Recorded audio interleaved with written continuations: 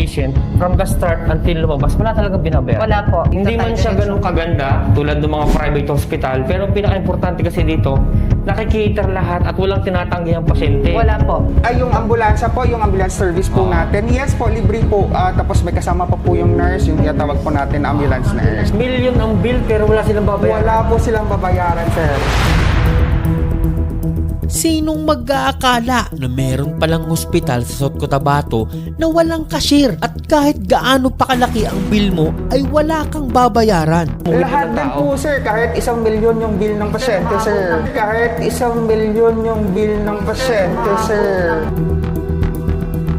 Pero paano nga ba nangyari ito? At paano ito nagawa ng namumuno sa South Cotabato? Una, nagkaroon tayo ng tinatawag na town hall meetings. So, ginagawa natin, nagkakaroon ng town hall meetings sa mga barangay, sa mga munisipyo. Noong una, nung mayor ako, doon kasi nagsimula yan. Nung nag-town hall meetings tayo, nag-gather natin yung mga information, yung mga needs ng tao. Doon lang natin nalaman na importante pala talaga sa kanila yung libreng hospitalisasyon dahil nga sa ang magiging problema nila pag hindi kasi nila napaglaanan ng pundo yung hospitalisasyon dahil from hand to mouth yung trabaho nila. So pag naglaan pa sila ng pera sa hospitalisasyon, malaking kabawasan yun sa kanila. So halos yun yung mga reklamo ng tao kaya nakapag-desisyon tayo na kailangan talaga gawa ng paraan. So it's an output from a town hall meeting na ito yung kailangan namin, sabi ng taong bayan. Ito yung kailangan namin, yan yung ginagawa natin ng solusyon.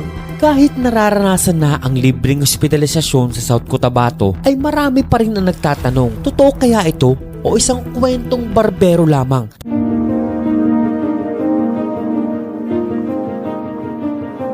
Sino-sino nga ba ang nagpapatakbo ng operasyon ng ospital na ito at paano nila nagagawa na mag-operate ng ganitong klaseng ospital? As an OIC, ito po ang sa no billing, no bill balance. Usually started nung umupo po si Governor Tamayo na sinabi niya noon sa speech niya na bakit hindi natin gawing no billing para sa mga mahihirap. Actually, napakaswerte po ng mga constituents ng South Cotabato. Not only South Cotabato but neighboring provinces such as yung sa Sultan Kudarat. Kasi minsan dito rin sila pumupunta for their hospitalizations. Before, parang private na scheme. Yung mga pasyente will have to shell out of pocket for the doctor's fees. Ngayon, libre lahat. Actually, as the doctor's fees, libre lahat. Yung bayad sa surgery, actually malaki yun.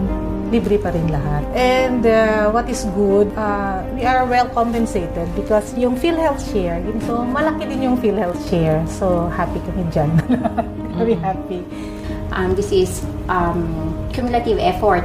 And of course, yung trust nila sa vision ng ating governor with regard to no bill or zero balance or zero bill hospitalization.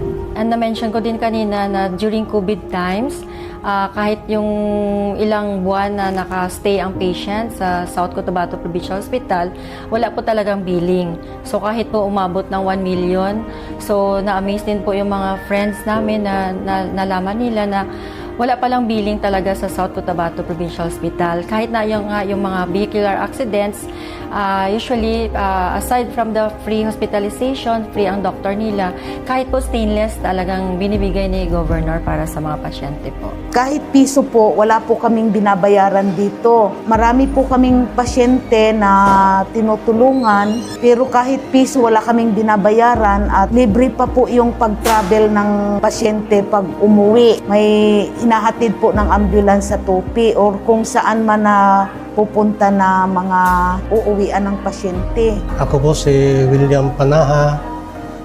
Nandito ngayon sa Regional and Provincial Hospital kasi may pasyente ako dito na may operahan ng appendix. Lahat dito libre, pati mga pagkain libre lahat. Kahit piso lang kami mabayaran.